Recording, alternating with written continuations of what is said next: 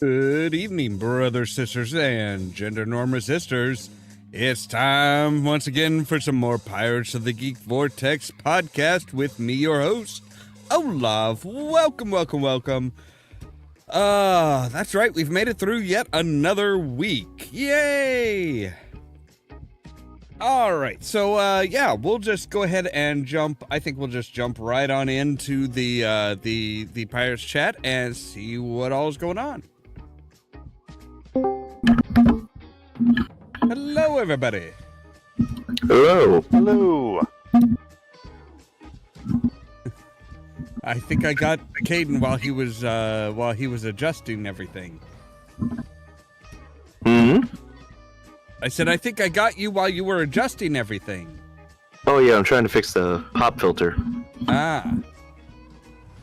Found out it didn't actually snap off, just the screw came out. That's good. Except that means I'm gonna have to take out the microphone, take off the shock mount, completely redo this by hand. Yay.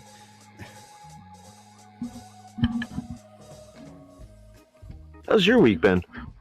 It's been a week. It's one of those situations where I'm not entirely sure how everything's really gone, mostly because we've started getting into even warmer weather, and that's always difficult to deal with for me because usually my body's like, no, we want to sleep during the warm time. Reverse hibernation? Yep.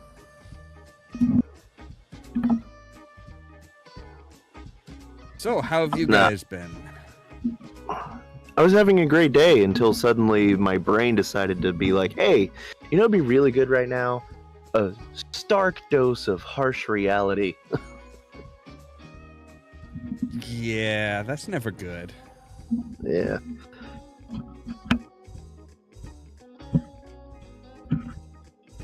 How about you, Ras? It's been a busy day at the office, quite literally, but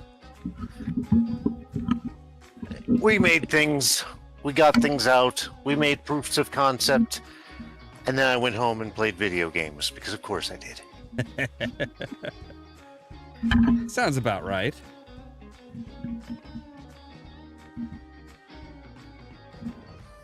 Oh, yeah. Oh, look at that. We're good. We're back in business. Are you sure? As far as I'm aware. Unless I'm hallucinating and this pop filter is actually just floating on its own. Well, I've heard of stranger things.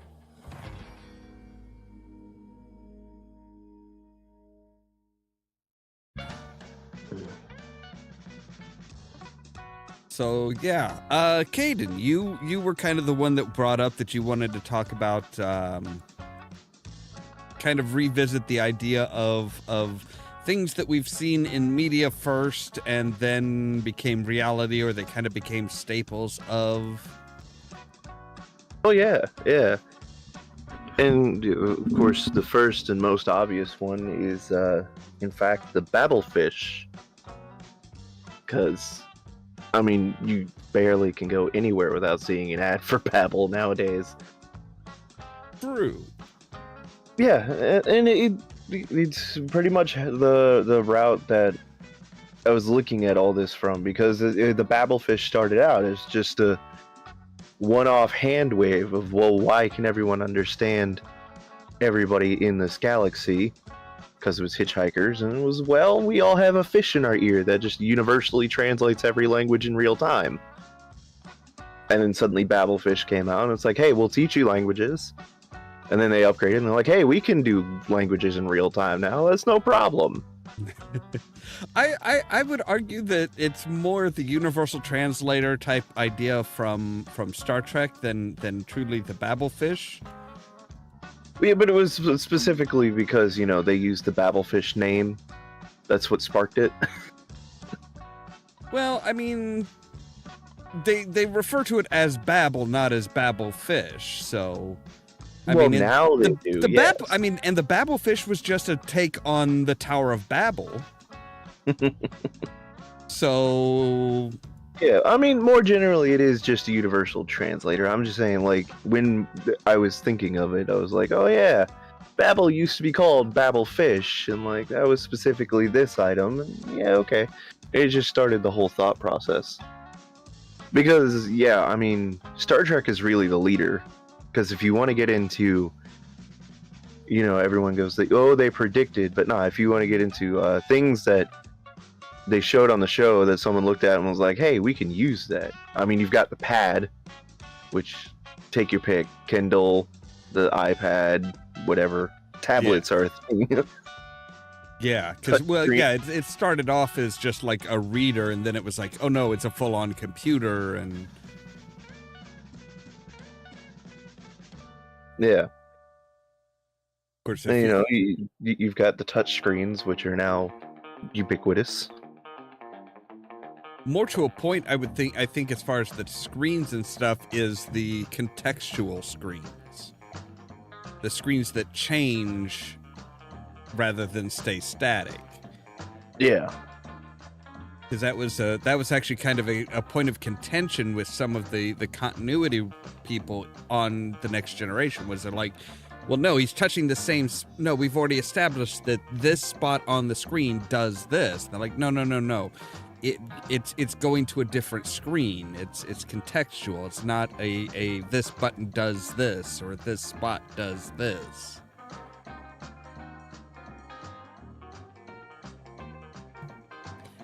And apparently it took the continuity people quite a while to get their heads around that idea.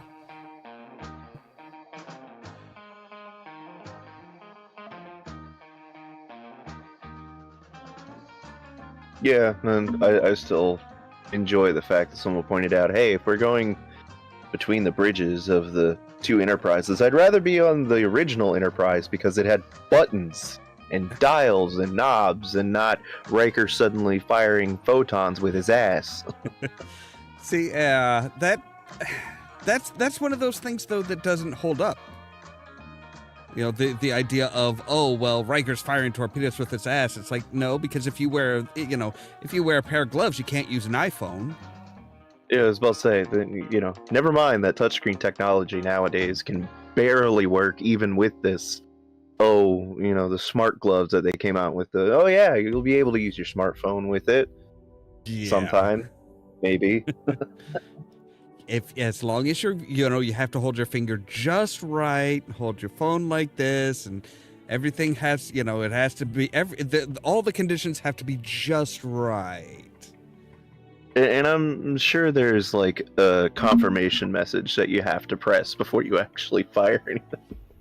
I would hope so. Well, not to mention the fact that they do have to arm them, and they have to load them, arm them, and then fire, so... Yeah, there's probably like a safety. Yeah, it's not like, oh, hey, they're just sitting in the tubes waiting for somebody to pull the trigger. It's like, that's... No. That's one of the things that they do when they go to Red Alert, and why they have to notify it of Red Alert is... They start loading the torpedo tubes. That's part of the protocol. I prefer how Red Dwarf did it. It requires changing the bulb.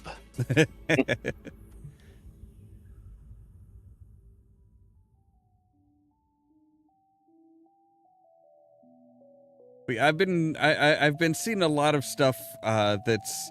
I kind of wonder how many other people have taken like some of the insane stuff that they did for Dungeons and Dragons and stuff, especially apparently the various different spells, like just the common items that you need for the spells. Like I'm pretty sure we've talked about it once before, but it's like the idea of, okay, well, to detect invisibility is like basically it's just powder.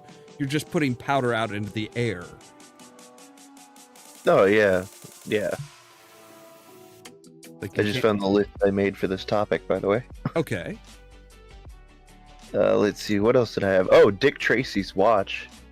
The radio watch? It's just the iWatch, man. Yeah. It's true.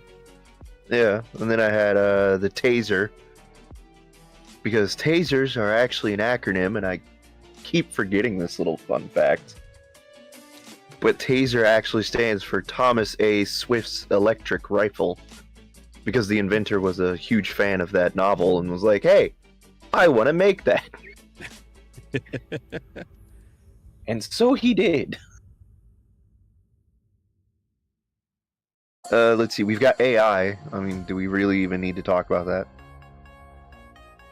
Well, even now, we don't really have AI. Well, like, we have the concept. We have the starting, you know, the bare bones of it. And it's like, well, it is learning, kind of, but that's the thing with AI is it's not just supposed to be, oh, well, it remembers things that you taught it or showed it. It's supposed to be able to you know, proper AI is supposed to be able to take that and go further and come up with, you know, actual creative thought itself. Yeah, but look at it this way. At least we don't have to worry about Terminators for another 100 years or so. True. And even then, if AI stays at the level it is right now and those Terminators are using that, those would be some dumb as shit Terminators. Also true. We got robots and androids. That was the next one. Voice activation is a big one.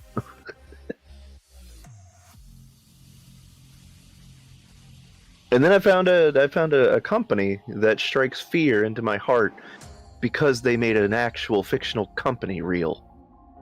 Okay. OCP. Oh gods, I'd forgotten that. Well, I mean, come on. Around here, we literally had an internet service provider that was called Sky Networks. Oh, no. I don't mean like this is just a company that vaguely uses OCP. I mean, they are literally OCP. They even trademarked the name Omni Consumer Products.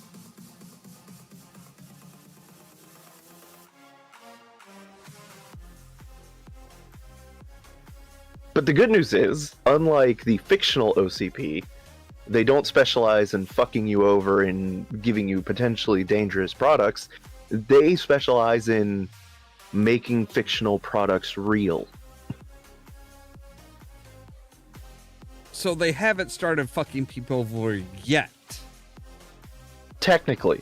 Because their three leading flagship products right now are Stay Puft Marshmallows, Brondo the Thirst Mutilator, and Sex Panther Cologne. Yeah, see, that's the thing that's the thing that gets me. It's like, okay, but you know, OCP surely didn't start off by making super dangerous products and shit like that. So it's like that's something you build up to. You have to get the confidence the consumer confidence before that you're like, oh yeah, so here's another OCP product. You know us, we're safe. I don't know, who would you trust more? Westech, Vaultech, OCP? Honestly, Westech would be the one that I would trust the most out of that list. I mean, they were at least honest about everything they were doing. I mean, they weren't like, "Oh, hey, yeah, we're trying to make the world a better place." No, we're a military contractor. We make weapons and shit. Exactly.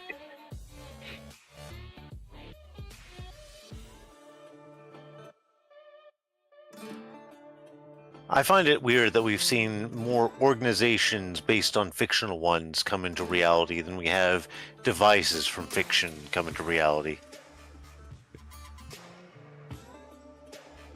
Well, it's easier to get a name than like actually Aye. invent something. And besides, if you have the name, once you actually invent it, then you can just be like, look, it's just like the fictional one. Yeah.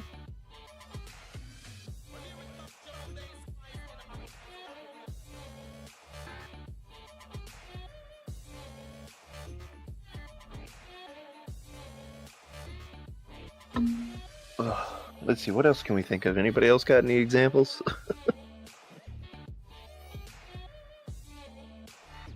Well, I'm trying to think of some. It's like, there's more to the point, trying to think of some that we haven't talked about before, that it's like,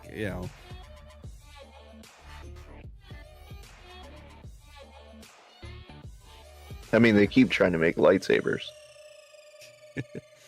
yeah, but they kind of, they kind of overlook the fact that it's like, okay, the whole thing about a lightsaber was the whole special thing with lightsabers was supposed to be the crystal in it gave it unusual properties that you don't normally see. The Kyber crystal, of which there are a few varieties, but only in the Old Republic era because reasons. Mm-hmm. And of course, the lore of the Kyber crystal has changed too. Yeah, the lore of the Force has changed. Like, depending on the era, the light side is either a complete absence of emotion or just all the positive emotions. Or if you're following the new one, the balance of them. I go with the Old Republic era definitions, so it's like dark side is using emotion, light side is not using emotion, just logic. Vulcan versus Romulan. Mm-hmm. This way you can have a good Sith or an evil Jedi, in theory.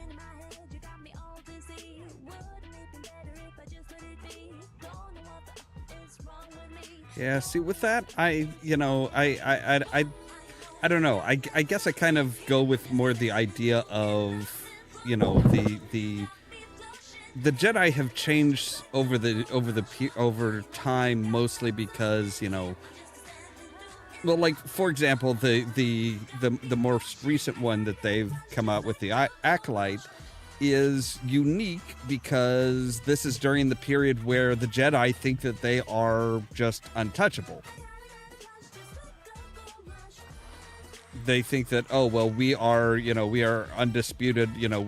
Nobody can stand against us. Nobody's able to stand against us. Nobody wants to stand against us. So, screw it. And then you have the point of in the prequels where they were in that position for so long that they basically just kind of like, it got to the point where they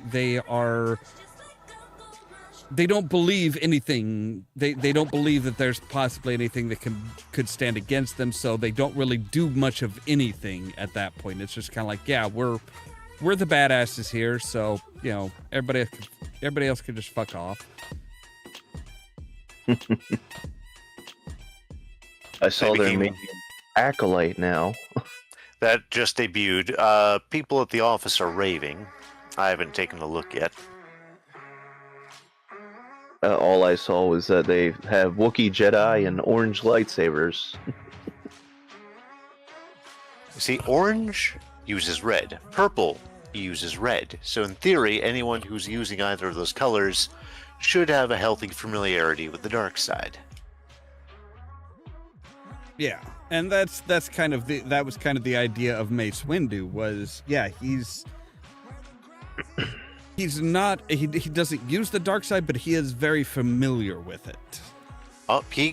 During the Clone Wars, he did use the dark side. Also, he uses the dark side passively because Mace's lightsaber form that he's a master of requires you to feed on the dark side.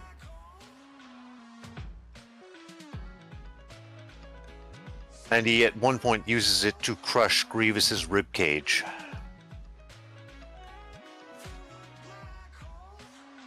I mean, the more you learn about the Jedi, the more you realize why everybody thinks that they're dicks.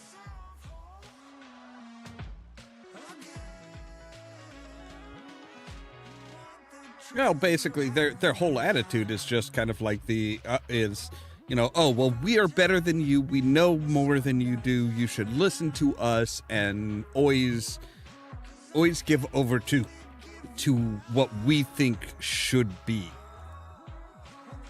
They became stagnant. They started to gatekeep quite a bit. Remember, they eliminated marriage for members of the order, although exactly when depends on bits of continuity.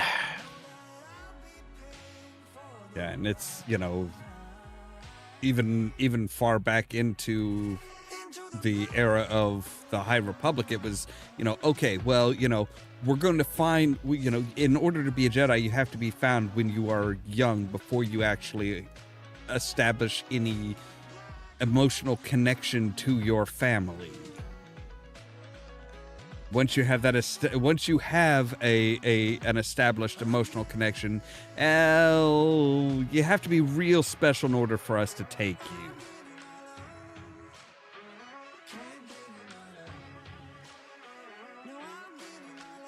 I mean, like I said, the Kyber crystal alone was enough for me to just back off when we started changing that. Because I remember back when it was, oh no, all Kyber crystals are like either blue or green, but then suddenly the red was because you're channeling the dark side into it and it's cracking the crystal. Bleeding the crystal, they would call it. Yeah. And you leave a bit of the Sith in there. And I remember there was a comic where Luke communes with the red crystal trying to heal it, but he got an ancient one, so when he tried talking to the Sith spirit inside it, he said, I mean, it was dark side, but didn't seem like any Sith I'd ever talked to or met. Wasn't anything like Palpatine. Wasn't anything like Dad. I mean, that's the thing that gets me with, with the lightsabers and stuff in general. It's like, okay, well, they were blue, green, and red. It's like, well, no, originally they were just blue and red. It wasn't until the third movie that you got a green, and that surprised everybody. That was like, wait, what? We thought it was like, good versus evil. Good is blue, evil's red. That's it. The Jedi were Team Blue Laser. Yep. And it's a funny thing because as the lore has progressed on, the Sith grab sabers, they bleed them to their own ends, but they're not attached to them, whereas the Jedi ironically become attached to their Kyber crystal and subsequently their lightsaber. It's the one point where each one suddenly drops their usual policy on attachment. Until, of course, inevitably you get Obi-Wan or Anakin, who just throw that shit away like candy. I mean, throwing your own hand away with it, or someone else's. To be fair, Obi-Wan has not lost a hand yet, but he has lost at least 2 lightsabers. I was gonna say, yeah, Anakin's was more about his personality changing, and therefore his fighting style changed.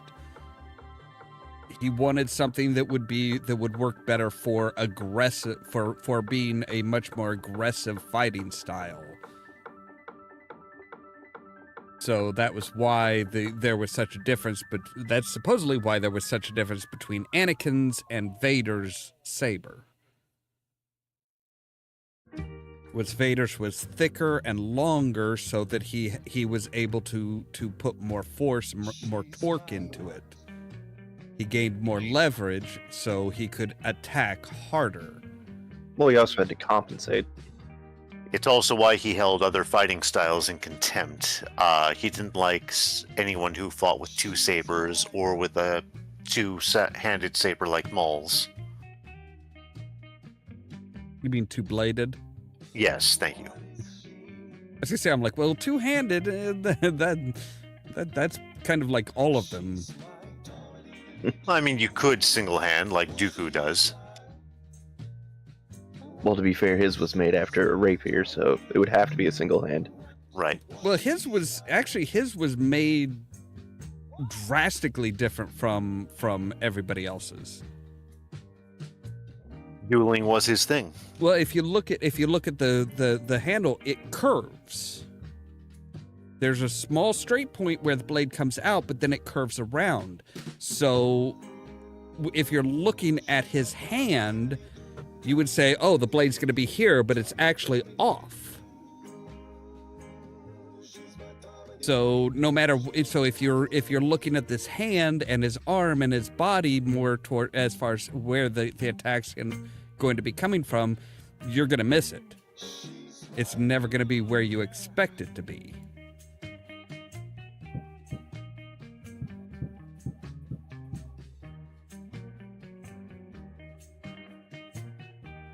I just wish that I wish that they had gone through with the idea of Count Dooku being more of, more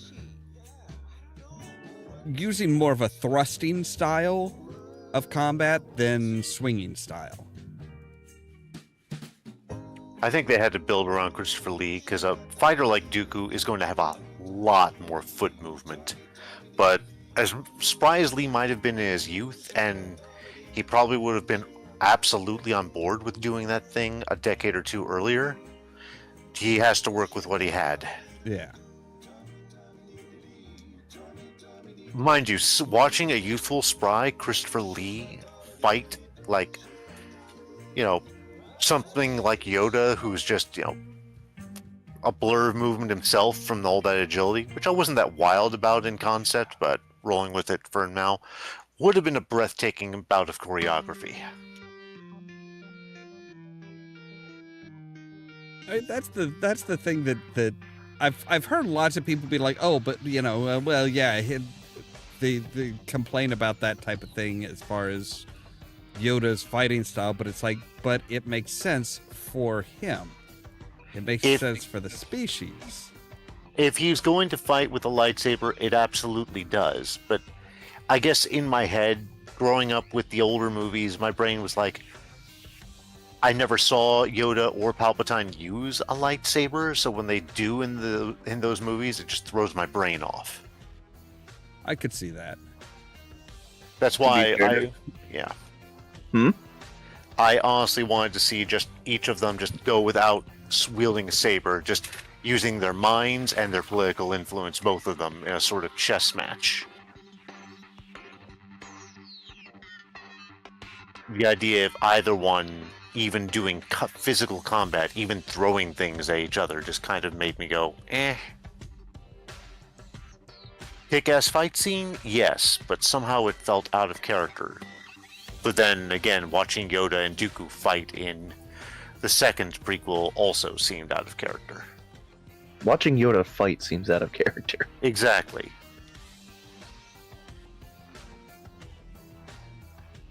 I can absolutely see Yoda just staring down an oncoming Sith with a blade. And the Sith being, like the equivalent of, I don't know, the stereotypical an axe-wielding murderer that suddenly stops when confronted with a stereotypical Mother Teresa. Well, the problem is that with, when you're talking about, a group that basically says, no, we want to absolutely destroy every single Jedi, we don't give a crap.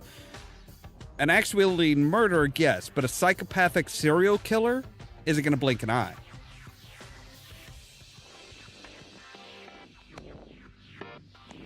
They would mow down anybody and everybody without, if you stand in my way, I'm going to kill you. That's the facts of the matter. I will admit I've been playing in D&D a chaotic good Sith who does occasionally whip out the stun saber. And has a Jedi buddy. But I took levels in Barbarian to make him, so there's definitely some dark side rage going on. I'm still trying to figure out how do I want to put it? Which the more egregious use of the Force is, in my opinion. Because we're not getting into which one was a good showing of how strong you can be with the Force versus people just being dumb, because that's no contest. But Which is the more egregious use of the Force? Obi-Wan and his "I can lift every rock on this planet and throw them at you," or Palpatine and his "Hey, suddenly I can destroy a galaxy with the Force lightning. Didn't know I could do that till now." I mean, first we'd have to look into, besides arrogance, which should draw on either side, in the old West End Games adaptation, D6 rules, I think I've mentioned this on the show before, but I'm going to use it again. A Jedi breaks into a console room where a terrorist is holding the leader of a Republic station captive with a knife to his throat.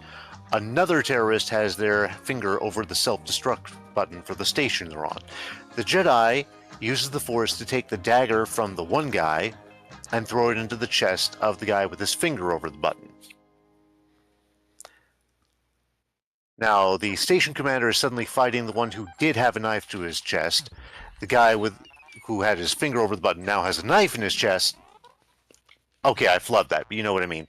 And the Jedi is forced to concentrate for a moment because the dark side is trying to take him over, because the Jedi automatically gained a dark side point for doing that.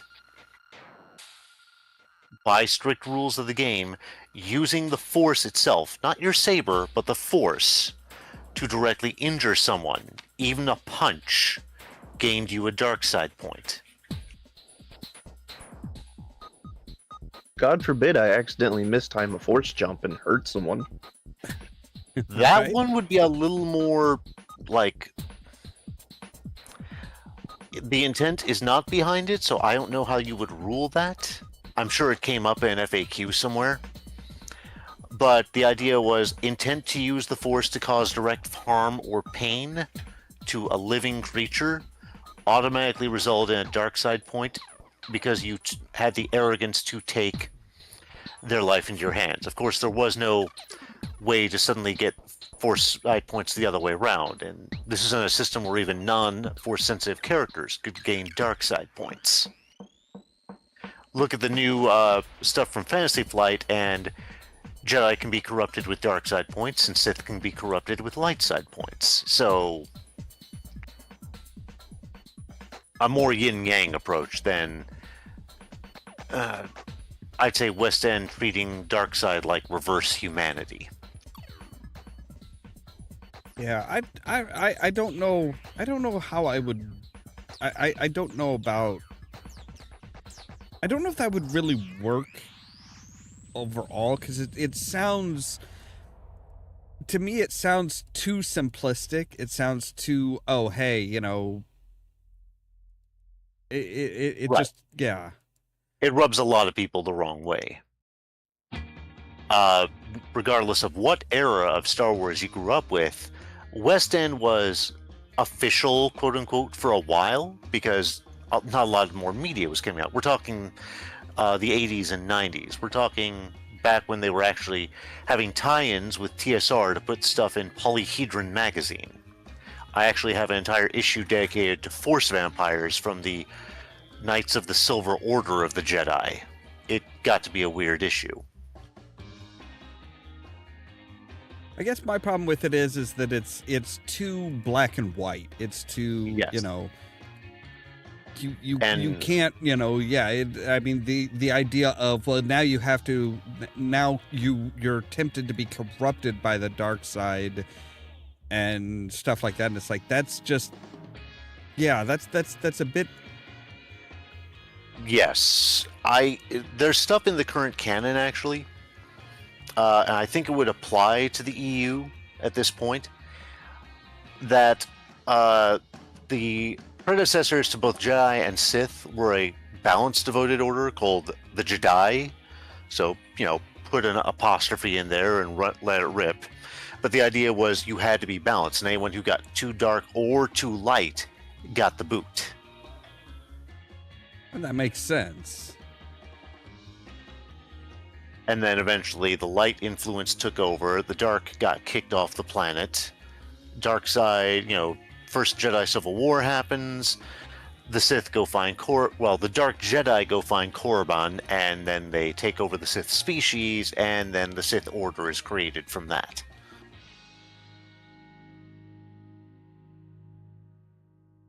Yeah, that's a big old rabbit hole there. Yeah, That's believe me, that is some. I have to give you props there, Raz. That is some.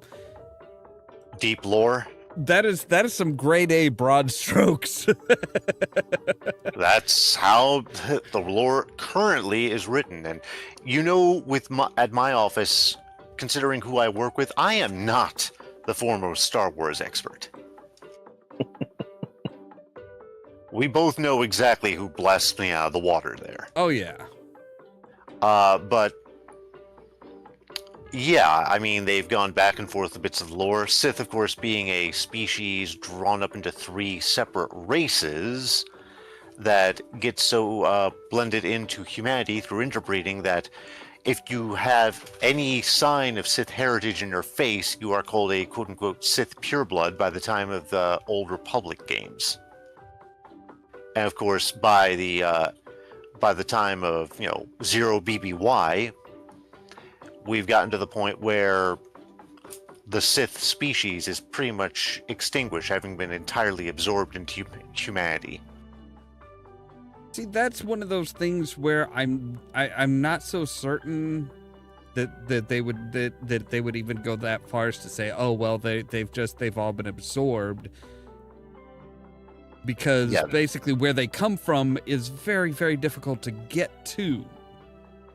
Well, I mean, Korriban's not a core world, of course. It's on the Outer Rim. If I'm wrong, will someone please tell me in chat? But if I remember right, Korriban isn't just out on the Outer Rim, but it's actually in a section of space that is exceedingly difficult to navigate. Like, there are no traditional hyperspace routes. I think that might be Droman Kos, which wound up being the seat of the Sith Empire. Korriban wound up working like it is to the Sith what Tython is to the Jedi, and Droman Kos was to the Empire what Coruscant was to the Republic. Kind of. I think that's, if I remember right, that's kind of how they kind of played it. And then there are those worlds outside the galaxy, like I forget if the Chiss are from inside or outside the galaxy, but I know Thrawn went outside the galaxy to do his extension of the Empire. Yeah, and that the Yuzhang Vaughn and the EU come from outside the galaxy as well. Yeah, the Chiss are like on the outer edge, basically. Right, outer rim planets. No, we're talking like the very, very outer, not just the outer rim. We're talking like they are on the very edge. They are technically an unknown space, where they have founded a little mini empire known as the Chiss Ascendancy. Mm-hmm. I know someone is going to start typing that I'm getting the lore very wrong here, and they are probably right to call me out on it. I am one of those bastards who learns at least a little bit of every world, to some extent. There's points where I desperately want to see my Doctor Who, Star Trek, Star Wars 40K crossover. I thought about including the sonic screwdriver in this list of the text that's become ubiquitous, but to be fair, that was only ever just a MacGuffin in the first place. It was. Side note, Emperor Palpatine versus the Emperor of Mankind. I want to see that fight. Okay, I would say that the sonic screwdriver became a MacGuffin. Originally, it was just a neat piece of tech. It was not the save-all miracle thing that can do everything. That was added much, much later. And it had its counter, the laser screwdriver, because it could do things the Sonic could not. Well, the laser screwdriver was... Yeah, the laser screwdriver was even later, but I'm talking like the second Doctor. Yeah, all it did was, it was just a screwdriver. That was all it was originally supposed to be. It was never supposed to be this MacGuffin. It was never supposed to be this, oh, hey, this is what we use to get out of... To solve any problems that we've buried ourselves in. as opposed to it's become the smartphone of future tech power tools. Yeah.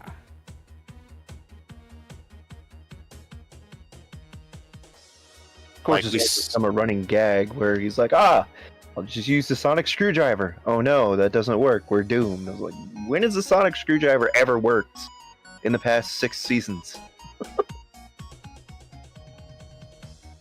When they were sunglasses? Maybe. Yeah, that was one thing that I was just like, you fucking what? It's just, no. The one thing that never made sense to me, okay, the TARDIS changing with each Doctor's incarnation, that made sense. Because the TARDIS is like, it's a sentient living thing unto itself. What never made sense was the sonic screwdriver changing with every incarnation. Well, the sonic screwdriver is changing is kind of the idea is that the new incarnations of the Doctor kind of come up with a new kind of come up with their own interpretation, their own spin on it, their own little flair to it.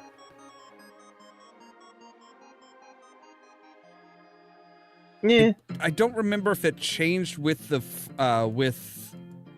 third Doctor or not. I know the fourth Doctor, shortly after regenerating, he needed it to do something, so that was when he adapted it. He added a new feature to it so that it could do. So I don't remember what it was that he was trying to do. I think he was needing to drill through something. And that was the idea behind it changing, was like, each new version was like, oh hey, I need it to do this, so I need to make a change to it.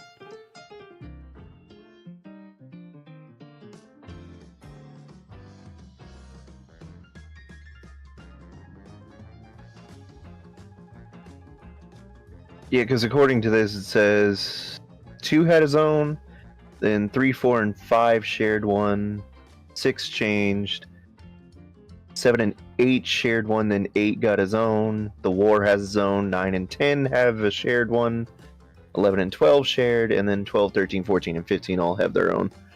Well, 3 and 4 did not have the same one. It did change. That is an inaccuracy. Because in Tom Baker's first storyline, he actually explains what he's adding and that it is changing. He specifically talks about what it is that he's adding.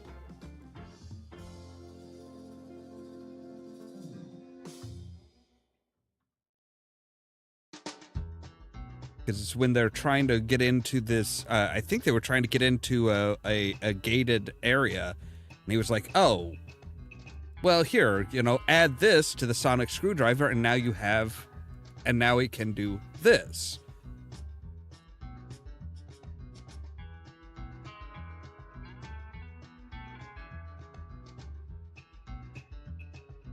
Wish I could remember what the hell it was that he added to it, but it's been so long ago since I've seen that episode.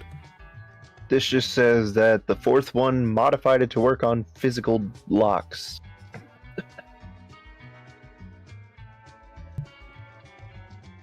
He modified it to work on physical locks, yeah, but it was something very specific that I think it was like a sonic, it was supposed to be like a sonic lance or something like that. I mean, Doctor Number 4 had no problem directly killing people at times. Like the time he put a grenade on someone. That wasn't directly killing him. That was heavily influencing it. I mean, arming a grenade and stuffing it in his pocket, unless I'm remembering it wrong. That was the Ribos operation, wasn't it? Think so?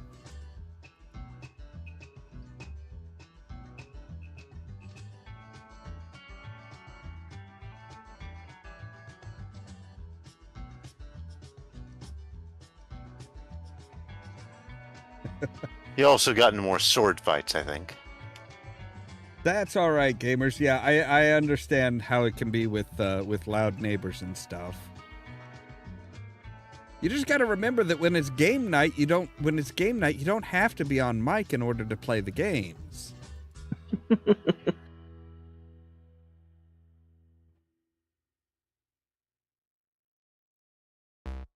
Yeah, Star Trek was the mother of all stuff.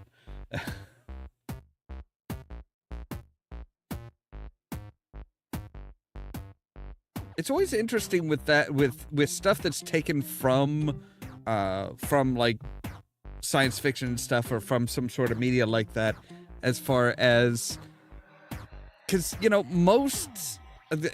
it always gets me, because I don't remember what it was. There was some commercial or something that it was like, that somebody was trying to say, oh, well, you know, all good inventions start with the same thing, an idea. And it's like, no, they don't. All good inventions generally start with a problem. Not an idea, but a problem that needs to be solved, or something that we want to make easier. And that's where the idea comes from.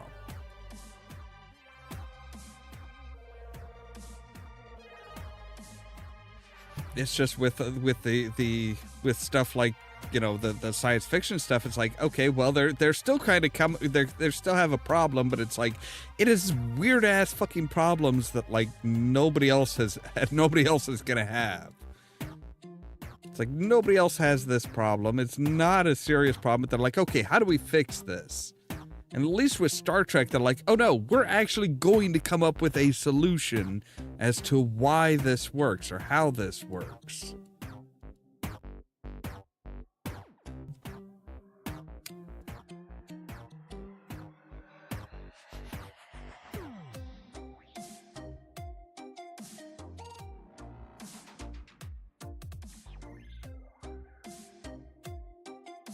I see, gamers, I don't know if Gene Roddenberry would necessarily feel honored about it. I think it really depends on which era of Gene Roddenberry we're talking about.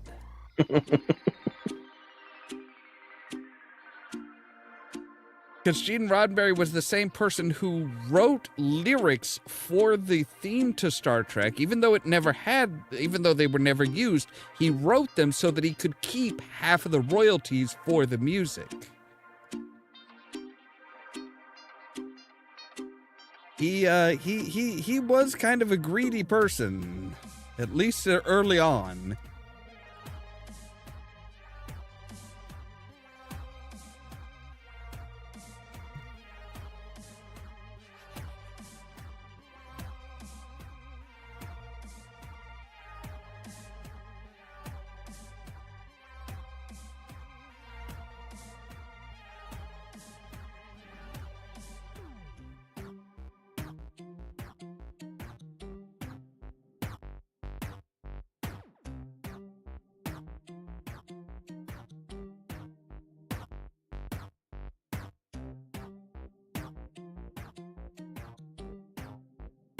So, what else you got for us there, Caden? Nope, that was about it. I was trying to think of more, but, you know, even while we were taking the break and I was thinking over the week, I was like, I can't really, like, come up with a solid example other than what we've already talked about, like, that you can point out and be like, oh yeah, that's definitely from fiction. We have something approaching the holodeck. Here in town, Ollamh, the Beckman Institute does carry what's known as the Cave, which is the closest thing we have at the moment. Yeah, I was going to say, the holodeck is one of those that's... The holodeck is one of those situations where it's one of those things where it's like, that is... Yeah, and I have been in a VR setting at someone's house where they had me test out a VR headset and everything. And it felt kind of uncanny, yeah. but it was immersive. I'll give it that. Yeah, I mean, immersive is one thing, but it's like the problem that we have right now is that you really I don't think anybody has really come up with a way to have a proper moving floor. Well, at the time they basically said the thing in some of the novelizations. It says treadmills get materialized. Replicators, of course, are on hand for actual food with safety protocols in mind. Blah blah blah. Yeah. Waste disposal isn't quite answered back then, but then Lower Decks came out and dispelled all our illusions on that. I'm afraid to ask. I've not watched the Lower Decks. One character gets put on holodeck waste disposal duty. You would think that would be. They need a comic scenario. I mean, it's the same reason that the group winds up playing with an electronic version of Martaw as the DM, a game of batleths and blasters, as opposed to just going on the holodeck and doing it. Sometimes you just need the situation to be funny. So expect that character to suddenly find out, you mean I'm the only person doing this on the only ship that requires it? And someone's saying, oh, it didn't require it. We just liked keeping you busy. The fact that this is the actor who plays Boimer, that character, is also the same person who plays one of the lead characters in The Boys, only makes it more hilarious.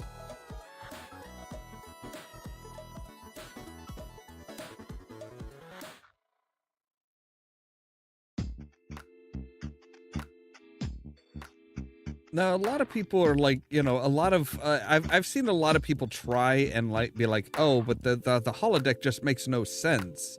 It's like, well, actually, it kind of does, because it's like you think about it, you're just materializing. Basically, you're just materializing certain things. It's odd that certain people or holograms would quote unquote die and fade away as they exit the holodeck. It would make more sense to just wind up resetting and winding back there. Voyager explored this a bit more when the Doctor gets projected into space in the middle of a multi-ship battle. Because Voyager has used the holodeck to project another ship that is battle capable.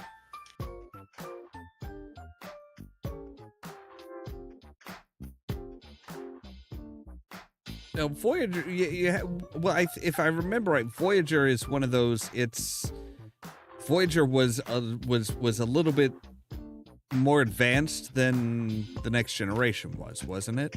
It was. The Voyager is, in theory, a more capable ship than the Enterprise D. Again, just the Enterprise D. We're not talking, say, the E that was, of course, there for First Contact onward.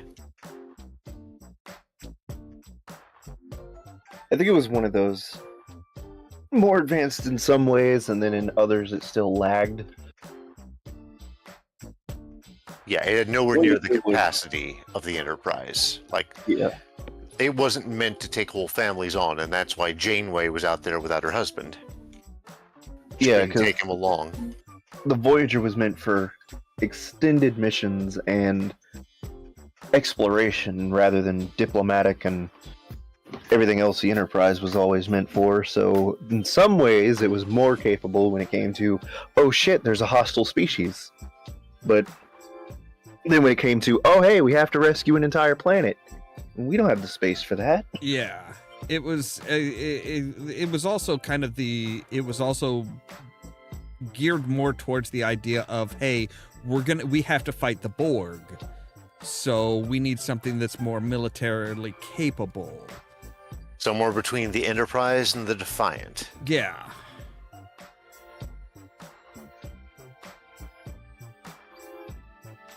And led by Janeway, who knows Jean-Luc personally, but doesn't quite know Jean-Luc, but definitely knows Jean-Luc. That was always the most funny part about that. It was like, I know Jean-Luc, he trained me. I don't actually know anything about Jean-Luc, but I know Jean-Luc intimately. Well, I would take that as she's kind of like, well, Jean-Luc trained me, so I know what he would think tactically think in this situation. But as far as knowing his personality, knowing him intimately, knowing him as a friend, no. I choose to believe her love of coffee is a rebellion against his Earl Grey love. I could see she that. mentioned in a couple episodes where he talked to her about his experiences as a Locutus, and I was like, okay, this is Jean-Luc who doesn't talk to anybody about him being Locutus, and you're telling me that he spoke to Janeway, and yet Janeway knows jack all about the rest of Jean-Luc. There are only 4 people I could see him having a talk with about being Locutus. Guinan, Data, Riker, and because he kind of owes him one for Wolf 359, Cisco. I don't think he would talk to Cisco about it. If Cisco pressed him on the matter, he probably would okay, fine, but he wouldn't volunteer it. I don't think he would, just because, he wouldn't volunteer it, and I don't think Cisco would push him. Because Cisco was always kind of like, nah, dude, your face is what I saw when my wife died, so no. Right. Cisco doesn't want to know, but if he suddenly had questions, Picard would be too guilt-ridden to keep the answers from him. I don't think Cisco would ever go to Picard. He would not. I'm just saying, Cisco would never go to Picard for this or anything else. He doesn't like Picard in general, even if he, on some level, understands that that's not Jean-Luc Picard he was fighting. But if for some reason Cisco ever wanted those answers, not that I can think of one, Picard would not keep them from him. Now, I could see Picard talking to Janeway if he was, mostly because it's a tactical situation. It's a case of, okay, she may need to know this because, she is fighting the Borg along with everybody else, so. And you're right, that reminds me that, he would talk with 7 of 9, but they both had kind of very opposite encounters. 7 of 9 was suddenly thrown into humanity. Picard was thrown into Borgdom, for lack of a better term. Well, I was going to say, I feel like they didn't utilize that properly, because that is a plot point in Picard, is that he and 7 eventually become friends. But they never really go into their relationship or have them sit down and actually talk about them being Borg. Because, as she puts it, when she was Borg, she already knows about Locutus, and because all the Borg know about Locutus, and they know what Locutus was thinking, she already knows his experience as Borg. And I was like, that's total horseshit, but okay, cool.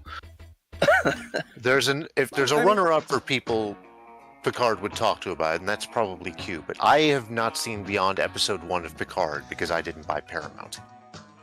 See, I could kind of, that actually, at least for me, that actually does make sense as far as why, they wouldn't need to talk to one another about it, because, he was part of the hive mind. The hive mind isn't just, oh, well, I choose to share this with you. It's, no, everything gets shared. Whether you want it to or not, it's going to get shared. Now, I can see 7. What I'm saying is she's claiming she knows everything about his transition back to humanity as well after he ceased becoming Borg. And I was like, well, from everything they say, they got all the implants, and what they didn't get, they managed to disable, so he's not part of the hive mind anymore, so how would they know anything about him after Locutus? Well, that's kind of an iffy situation. I can see how they could explain that. I doubt they ever went that far into it. They just kind of hand waved it, but it's the question of, okay, she knows I mean, she should at least kind of know the process. I mean, I did like the episode where she became a miniature version of the Borg Queen. That was kind of cool. An avatar, if you will. No, not quite an avatar. They found a Borg cube that had been somehow, again, this is all somehow, forgotten and cut off from the collective. Oh, is this the one where half the former Borg had gone a little savage, and the other half were just like, "Hey, we don't hate each other anymore, regardless of the species we used to be members of"? I don't think so. All I know is that they were being chased by somebody, and the only chance they had was reinforcements, and they couldn't get to Enterprise or wherever they were. So like, hey, we have to use the Borg, and Seven was like, yeah, but the Borg won't respond if they don't have a central mind, and the only way for that to happen is for one of us to plug in, and I'm the only one with implants still, and that means that I'd be a queen, and I don't know if I can handle that. And I was like, okay, that's at least a cool concept, because now you're getting into the whole, she was Borg, she knows how to do it, but she escaped, she's been human for years. Is she able to go back to that? Is she able to resist going back to the Borg? Hello there, Fang. Now, see, I mean, I think the biggest issue with the Borg is how much people just take what the Borg say as gospel. Like, okay, once you're a member of the Borg, you are a member of the Borg. Boom, that's it. It's like, that's, we're all in connection. We've never lost anybody. We can't lose anybody. Nobody can become disconnected, even though we know that's not true. So it's like, that's all propaganda used to scare people. Well, it's also what the Borg themselves are, I don't want to say taught. Broadcast, I guess, would be the correct term at this point. Indoctrinated? Yeah, because that is part of the hive mind, is you've lost your humanity, you don't remember your former life, all you remember is Borg. Yeah. Assuming you weren't born into the collective to begin with. Exactly. So as far as you care and as far as you know, no, there is no escaping the Borg. And so, tech that became a real thing? No, North Korea already existed. I'm sorry, the joke was right there. I had to. But as far as we were talking about the hive mind, but to see, again, that episode puts things into weird perspective, because once Seven hooks up and becomes the queen, she's talking about how each drone can choose to close its thoughts off, how she can't actually monitor them all completely without them choosing to broadcast. So now that puts the hive mind in question. It sounds like retconning. It might be, or, I mean, you have to understand, this is also a Borg cube that has survived without being connected to the hive mind. That's not something you can just do easily without learning a few new tricks. I think they were in stasis, because she did have to wake them up. So I don't know if they actually managed to disconnect and function without the hive mind for a while, or if they were just in stasis, got knocked out of, I guess, range, and somehow became disconnected and just never woke up because they never got the command. I just thought of one thing like the Borg, and that's distributed computing. Really? Because I was thinking the Vath and the Nath from 14. I mean, yeah, but I mean, as far as real life tech, oh gods, the Vath, we're talking Heaven's Word, right? Yep. Yeah, I still go to Painted Foothills every so often. 1, for Dragonskin map nights, and 2, just because, Dravinian Forelands has the best music. I just like how they're like, the one mind and the non-mind. It was like, okay, what's the non-mind? They're like, well, we can't read each other's thoughts, but we do everything together. So you're a hive mind in all but name.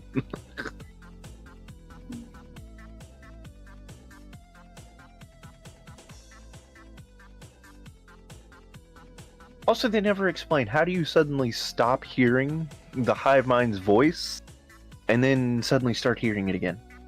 What is the criteria here?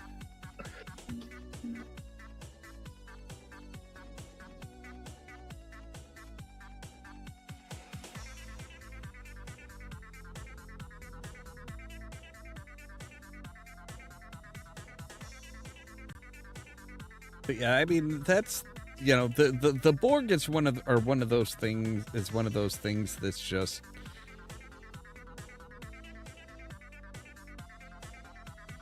they kind of had to change a few different things here and there. Otherwise, it was, okay, well, we have to get rid of them, basically. Yeah.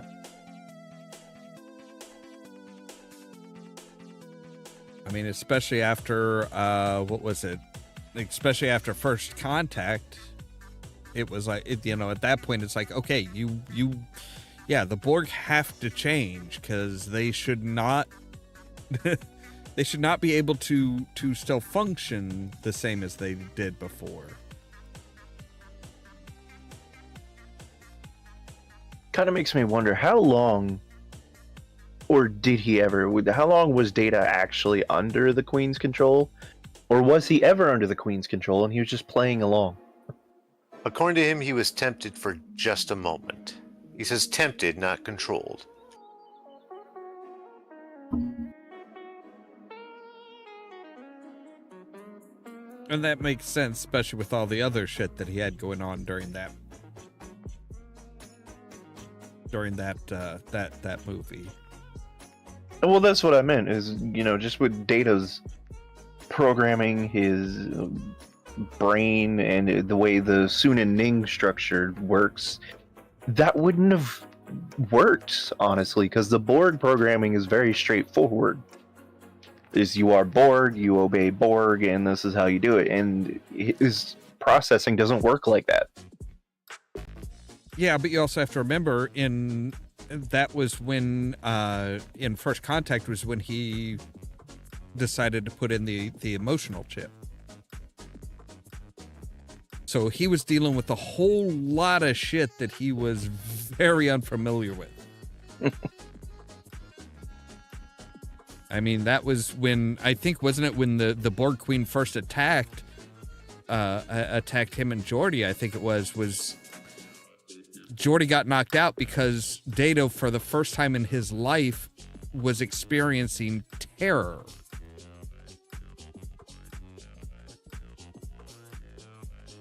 He was actually afraid. He was actually terrified for the first time ever. And it's just like, I don't know what the fuck to do.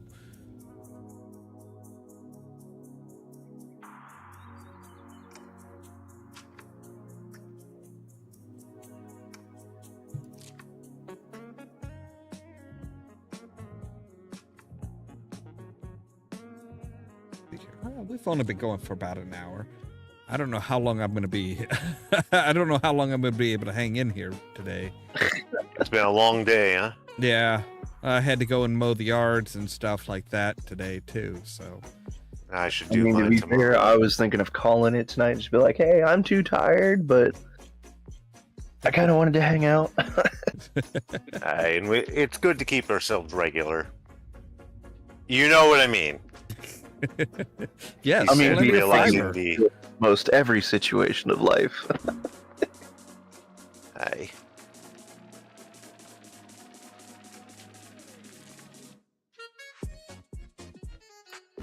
So, anybody else has got anything that they wanted to talk about specifically, or? 'Cause my brain is kind of like running dry. Yeah, pretty much.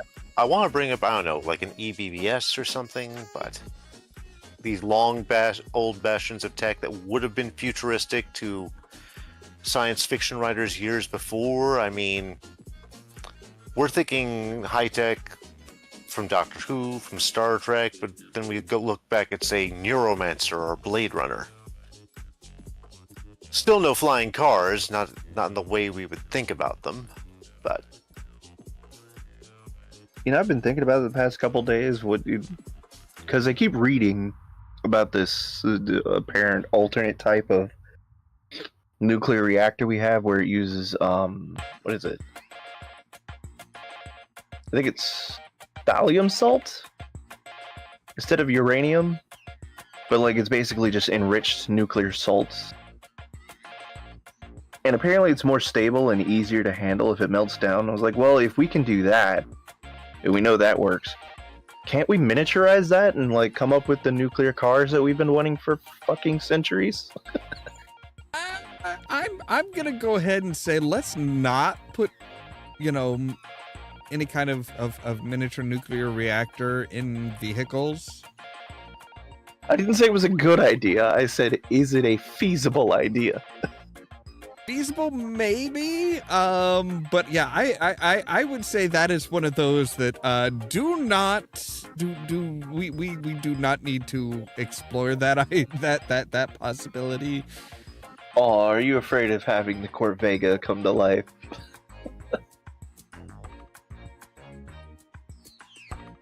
I have seen how people drive with gasoline, basically gasoline between their legs.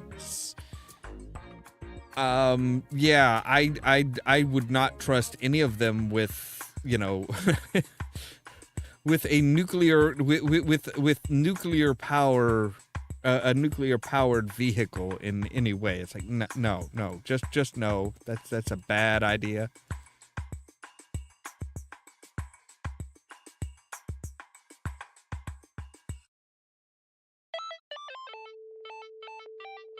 Like the only thing I can think of is it's one of those. It's easier to it may be easier to handle and stuff as far as, you know, if there's a meltdown. But yeah, when somebody rams into it and causes a rupture in the nuclear generator, I don't think they're going to be able to sit there and say, "Oh well, that's nothing. It's nothing. It's fine." Oh, there it is. It's a molten salt reactors. Oh, that's why we don't do it. Okay. Molten salt and the impurities within often corrode metal, ultimately causing it to crack, weaken, and fail. Kind of like an alloy that is clumsily done, or just jutting iron and zinc up against each other. Basically. So it's like, yeah, we could do it, but it's going to be a hell of a lot costlier to keep repairing that and replacing it than it is right now. We're just like, oh, hey, just throw it in that pool over there and it's fine.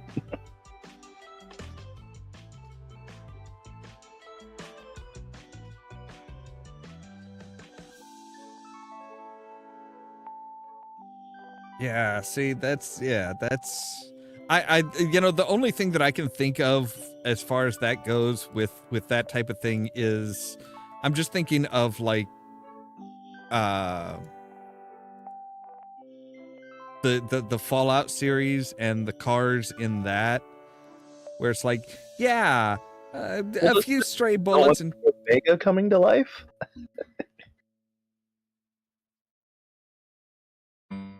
The land whale that costs as much as 2 of your houses, and the slightest ding causes a nuclear explosion. I mean, I don't think I'm not certain they were quite that bad, but yeah, it's not a good idea.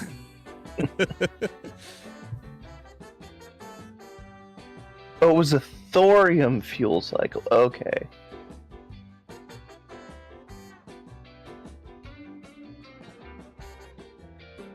I can't hear thorium without thinking, wow, unfortunately. I keep hearing thallium, and everyone's like, "What the hell is thallium?" And then I just hear Tom Lehrer in my head.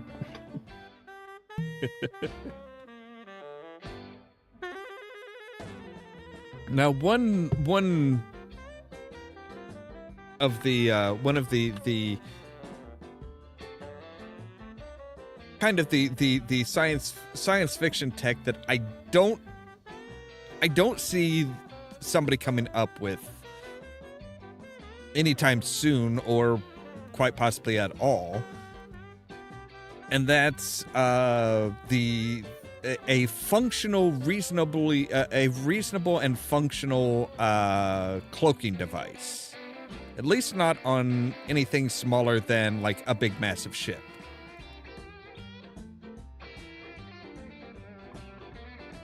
That's one of those things. What? Huh? So I zoned out for a second. What about cloaking devices? That's one of those sci-fi texts that I don't see anybody making a functional, reasonable, real-world application for it.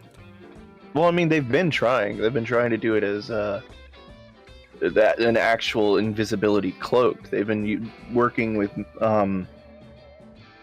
what is the word?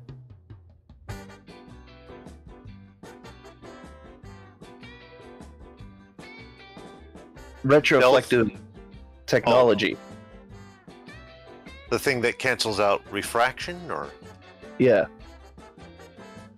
I mean- Basically, it's the combination of mirrors and cameras and digital projectors. And they're Yeah. like, well, yeah, it'll work for static objects and objects with regular shapes, but the moment you try an irregular shape or a human, it just all falls apart. Well, yeah, you'd have to have so many cameras from so many different angles that it's like, not to mention, taking a picture from behind a person and projecting it directly in front of them.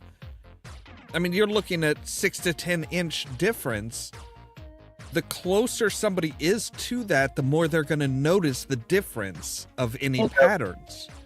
That was exactly it. They were like, the suit is incredibly fragile. Like, anything can knock out one of these little mirrors or the screens. And they're saying, B, yeah, you can stand there perfectly still, and it sort of looks like you're not there, but there's such a distortion and a curve in the air that it's pretty obvious something's not right. Yeah, and the biggest problem, no matter if they ever said, hey, we've got this, it is completely impractical on any sort of a planet, because there's all these nice little particles that can be thrown up into the air that somebody might not be able to see you, but that doesn't mean that you don't physically exist. All somebody needs to do, if you're in a desert, kick up some sand. You're going to have a nice outline of whatever it is that you can't see. And, you're talking about something that's going to be a multi-million-dollar item that could be rendered completely and utterly useless by a simple smoke grenade. Because you can't stop interacting with things in the environment.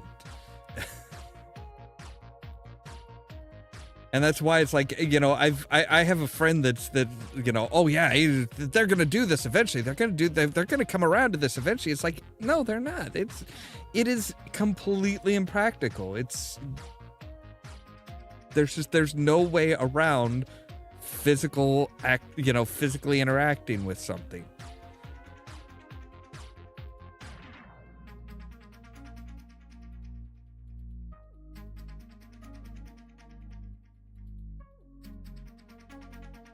That's why I say for me, it's like, that's the one that it's like, I like I said, I know people that are, oh yeah, that'd be great. They could do it this way or that way, or, maybe like bending the light. It's like, okay, but, bend the light and you can't see.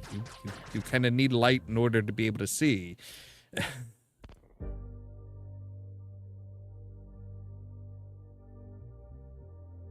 But it's like every time they're like, oh yeah, Huh? Invisibility as a superpower.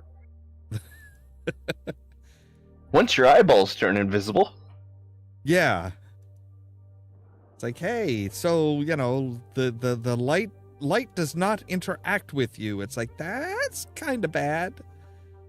That's kind of opposite of what you want, because Can I turn it off? No. Oh, I'm fucked. pretty much. I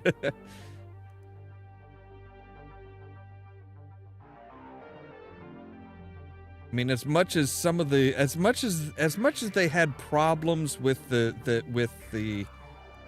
I have problems with some of the stuff they did in the Predator movies, at least they got that right. They had it so that, okay, the Predator suits, their invisibility technology is bending light around them, so they developed a way to see in infrared.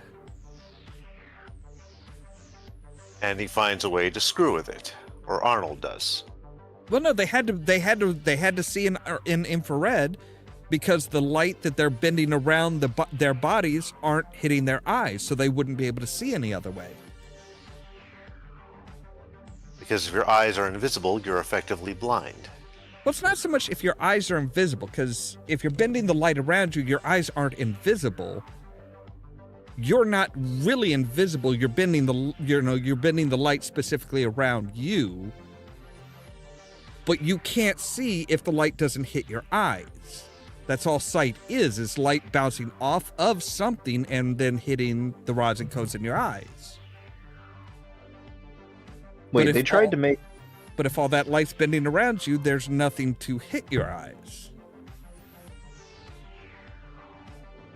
They tried to make a cloaking device using plasma? Like the kind of plasma you find in a plasma TV, or... No, the kind of plasma you find in a plasma cutter. Oh. That is a choice. Generating plasma in the air is too expensive, and a feasible alternative is generating plasma between thin membranes instead.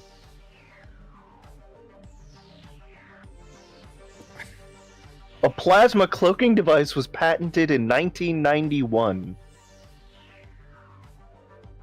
Okay. Yeah, that's...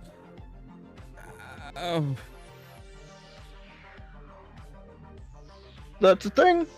Yeah, that is. Like I said, that's a choice. We have the meta screen. A prototype meta screen is a claimed cloaking device, which is just a few micrometers thick and to a limited extent can hide 3D objects from microwaves in their natural environment.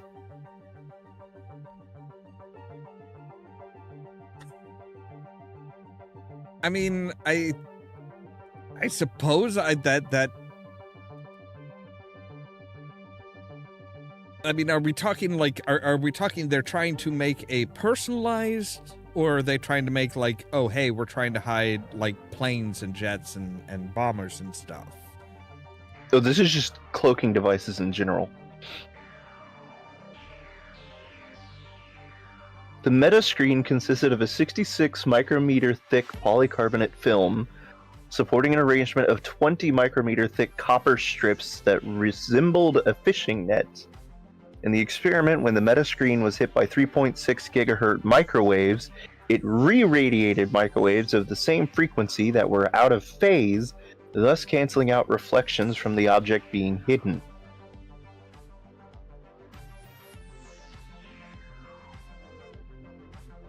This just sounds horrible because really?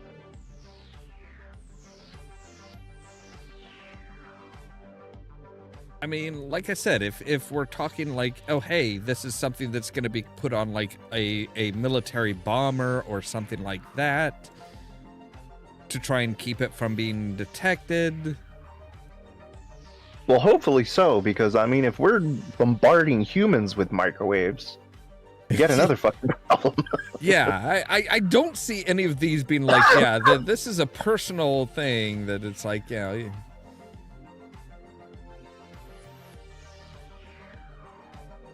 Here, let me put on my plasma jacket. Well, I mean, they do have the active camouflage jackets, which I love at the end of the footnote of that, where, you know, it's going on about how it's, like you said, it projects the background directly behind somebody, but the moment it moves, visible distortion is generated. And at the very, very end of that, as a footnote, it says, it has been reported that the British Army has tested an invisible tank.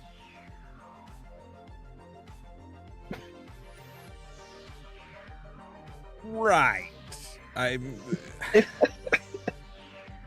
Why? Just...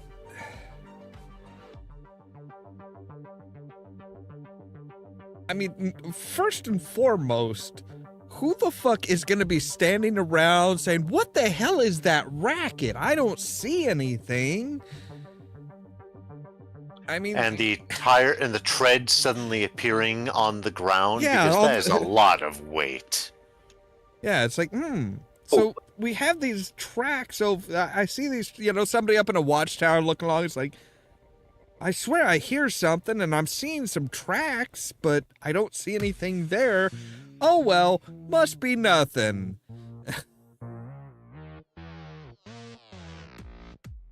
I mean, in 2010, the Israeli company Eletics created an early prototype of a system of tiles for infrared camouflage of vehicles. In 2011, Bay Systems announced their adaptive infrared camouflage technology, using about 1,000 hexagonal Peltier panels to cover the side of a tank.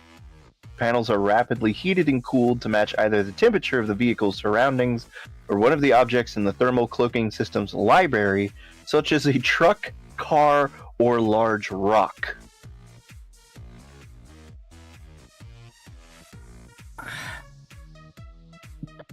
Okay. So you strap it on a tank, and suddenly it's your mom's Suburban sitting in the middle of the battlefield. I mean, at least as far as, like, yeah, at least as far as the infrared is going to pick up. But, you know, again, it's one of those things where it's like, okay, so, yeah, we've hey, there's this. And it's like, all right, cool. Yeah, so the infrared is showing this big giant rock that's apparently fucking moving. Well, I assume that it would have to be static in order to work, but again, what's the point of a tank? We come to the fact that, okay, it's infrared, so obviously we're probably using this at night or in low visibility. Even then, I would suddenly be a little concerned if this giant field that we were contesting as a no man land yesterday suddenly had a goddamn Bronco in the middle of it. Yeah, like just about anything. It's like, okay, so yeah,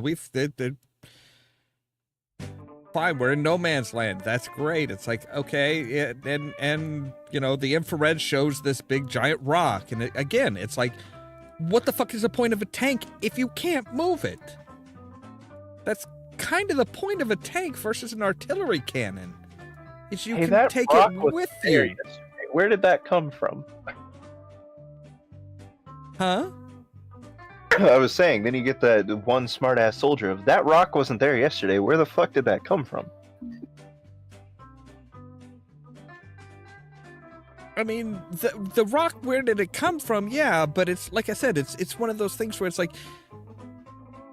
how are you getting the tank there without being seen? I mean, especially since this is to trick infrared, so I'm assuming they have infrared on at all times.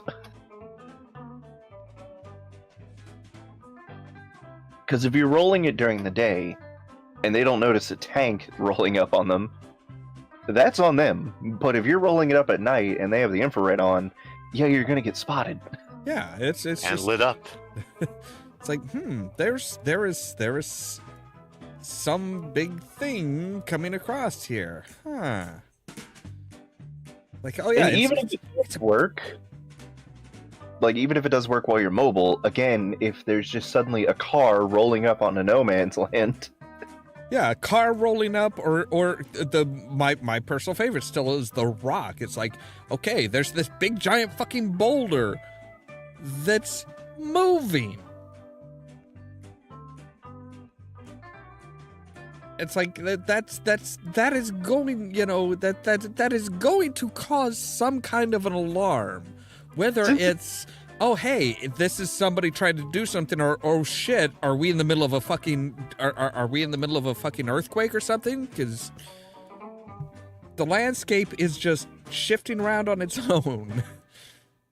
Since it says it has a library, you know that opens up to human error. So putting the trucks and the SUVs and the large rocks and cars aside, imagine being in the middle of like Afghanistan or something, desert for miles, and they go to activate it, they hit the wrong thing, and suddenly there's a speedboat in the middle of the desert. I was thinking more of beluga whale. It's just suddenly a shark. Yeah, it's like, hey guys, unless I'm tripping balls. Like, okay, who put the LSD in the mess hall? What's going on? Well, again, either I'm tripping or there's a fucking shark in the middle of the desert. Should we check this out? You said, who put the LSD in the mess hall? And I suddenly pictured or imagined the song, Don't Put Another Dime in the Jukebox to that. I'm slightly concerned at the idea of another, but...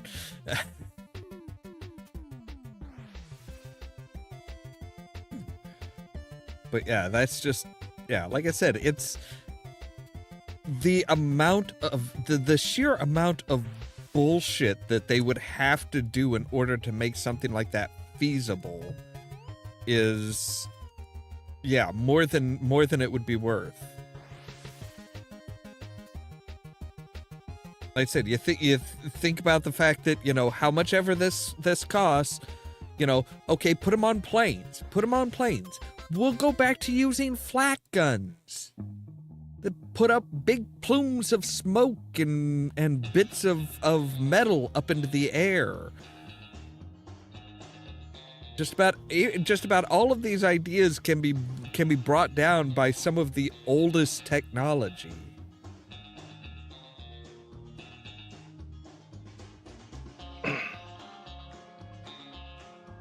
Of course, now I'm thinking of Star Trek.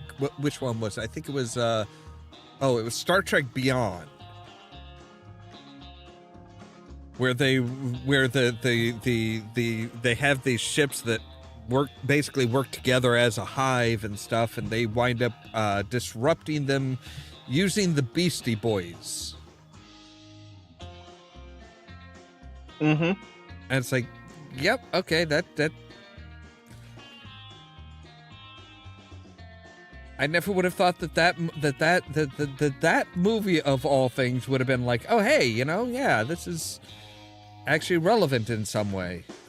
The only disappointment I had there was they already used that that song effectively in the first of those three movies, and damn, well, I wouldn't have given to hear them use Skinny Puppy instead of Beastie Boys as a change there, because when she says, this one with the beats and the shouting, I'm like, as an industrial DJ, I can think of many songs with the beats and the shouting. Yeah, I was about to say, when she was like, the beats and the screaming, I was like, okay, what do we... And then it's like, Beastie Boys, like, I mean, I'll give you screaming. To be fair, Sabotage definitely has beats, but I'm like, you already used this one. At least use a different Beastie Boys song. Yeah, but it's one of those, it was going to connect with Kirk. And come on, honestly, what other song are you going to use to sabotage the fucking enemy other than Sabotage? See, I'm the opposite. Sabotage was a great song for that scene. I don't get why they used it to introduce Kirk. They could have just thrown us for a loop and used Skinny Puppy's Assimilate. I think you would have. I think you would have had a problem. I don't think you would have had anybody from any Star Trek fans that would have been like, "Oh yes, let's use a song called Assimilate." it's I kind just like of, screwing with people. yeah, kind of a little too much, you know. Oh, wait, are we the Borg now? What's going on? Do we really see Kirk as a Beastie Boys fan? He strikes me as more of a Cannibal Corpse type.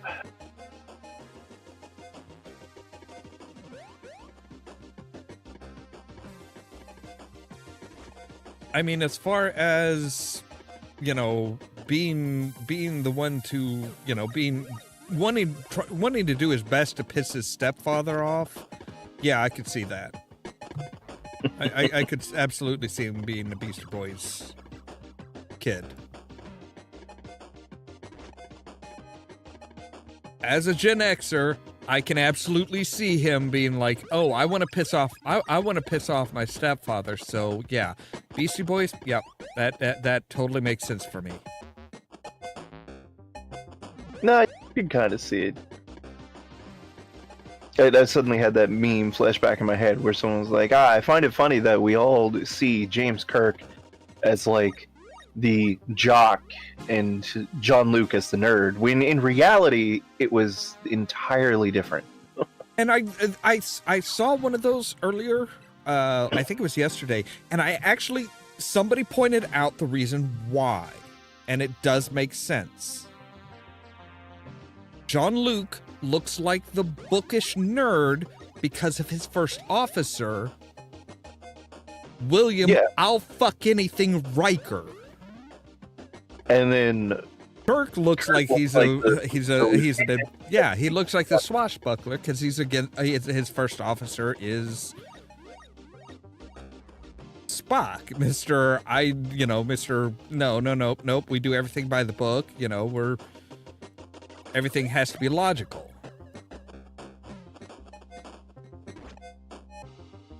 So it makes sense as to why they get him backwards, because yeah, in comparison, yeah. Just that, their lives were also completely different because, yes, as a captain, Jean-Luc is level-headed and diplomatic, but as an ensign, the dude got stabbed in the heart because he started a bar fight. I mean, even as a captain, you know, Picard was kind of was even then he was kind of, you know, he wanted to go out and do all this stuff. Riker was the one that, you know, pretty much from the get-go was like, no. You are the captain. Your duty is to the ship.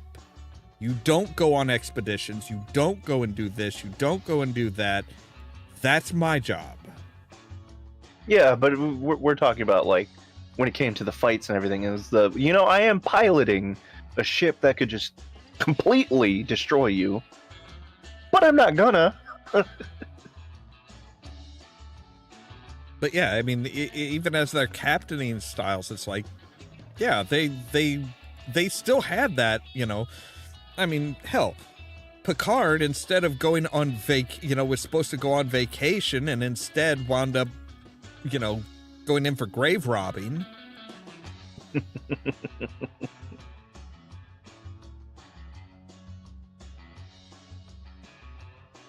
He was trying to be calm. He was trying to be like, no, I'm just going to lay here on the beach and read my book. And it's like, wait, there's artifacts here. There's adventure here.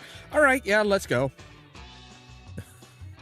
Did they phase out the Kobayashi Maru by the time Picard went through the academy? Probably. Because I can't see him taking that.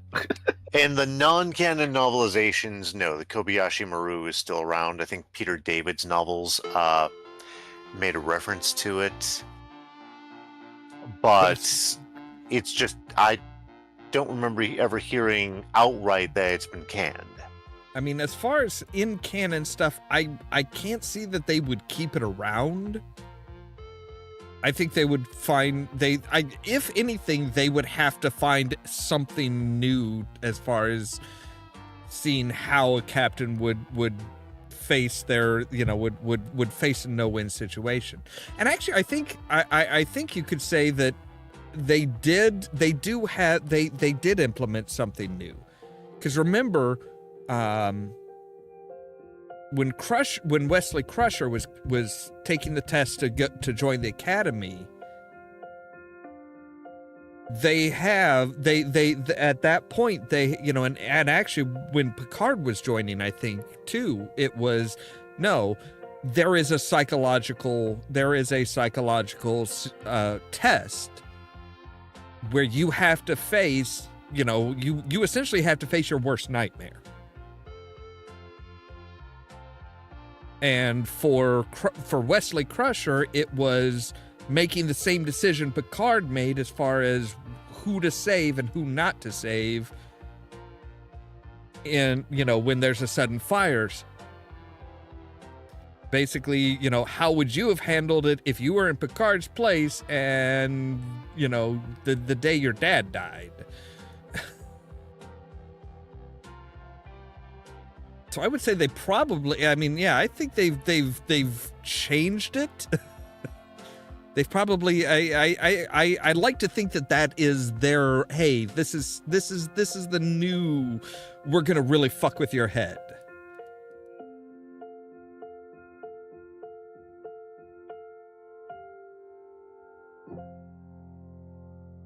Real question is why do they feel the need to have something that's like, oh no, we're absolutely gonna fuck with you here? I mean, the original purpose of the Kobayashi Maru was to give you a no-win situation and decide, hey, what do you do when you can't win? Do you face this with dignity or do you lose your shit and try to kill everybody? Yeah. I would say that's pretty much fucking with somebody there. But that's why I can't see Jean-Luc taking the Kobayashi Maru. Because it all depends on what the situation is. Because he tried diplomacy, and if that didn't work, he'd just be like, alright, fuck it, kill everyone in the immediate vicinity, and then if we die, we die. Now in the movies, Kirk talks about having done basically what he did and by the movies I mean the original movies, basically done what he did in the first of the Chris Pine and company movies, of screw with the computer.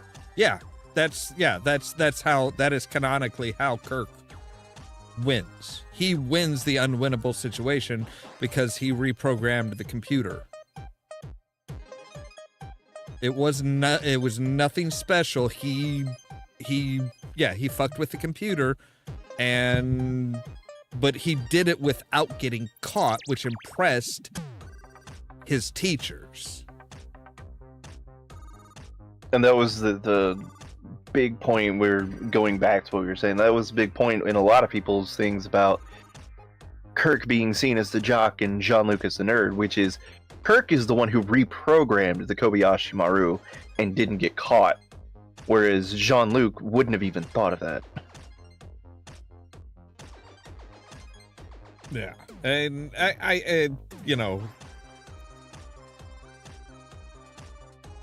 think Picard getting to be a captain, period, kind of indicates that there wasn't any kind of a Kobayashi Maru at that point. Because, I don't think as a young cadet, I don't think he would have handled it at all. I think he would have just lost his shit.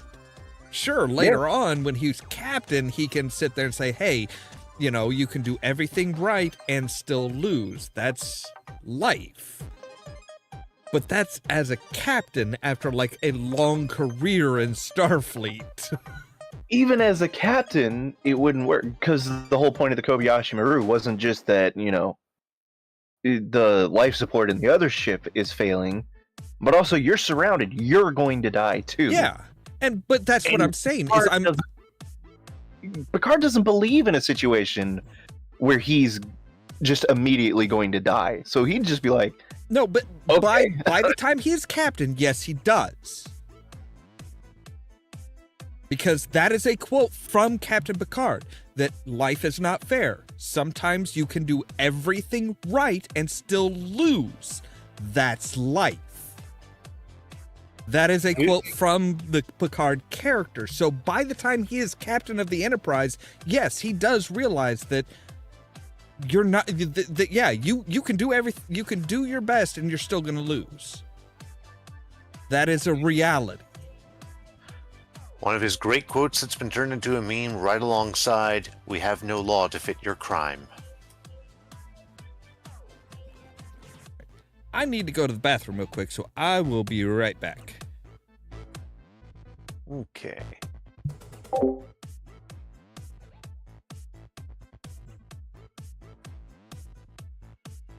Actually, everybody's asking what did Picard do with the Kobayashi Maru.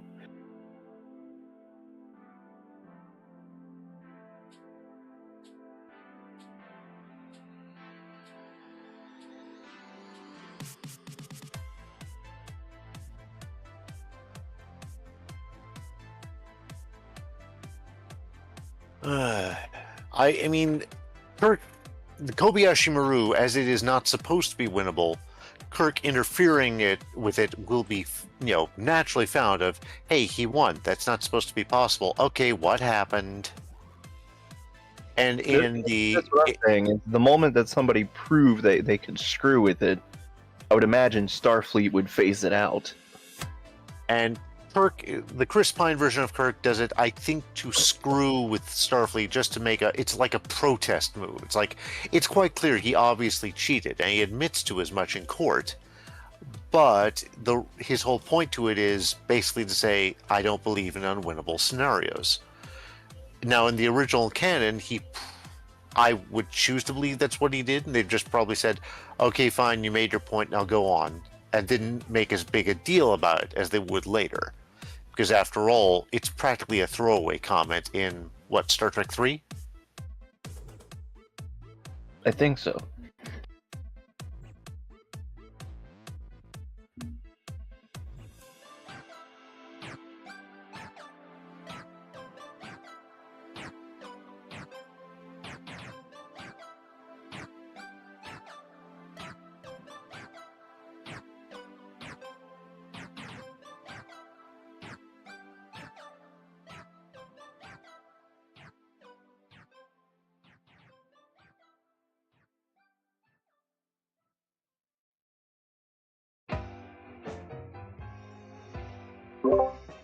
Okay, I'm back. Okay.